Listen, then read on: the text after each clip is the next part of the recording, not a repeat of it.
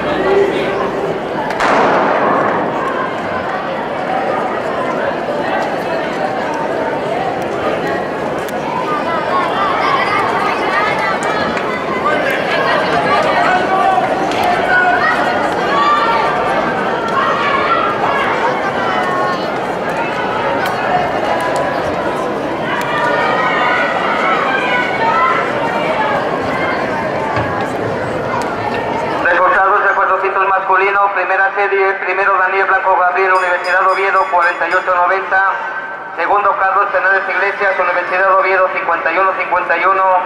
Tercero, Luis de la Vega Viña, Gijón Atletismo, 52.54. Descalificado, artículo 163.3a, Alberto Montero Rodríguez, Universidad Oviedo. Segunda serie, primero Roberto Marrón Villace, Universidad Oviedo, 52.82. Segundo, Borja Martínez Rodríguez, Cerezati, 56.13. Tercero, Gonzalo del Río Berjano, Valle de Nalón, 58.55. Descalificado, artículo 5.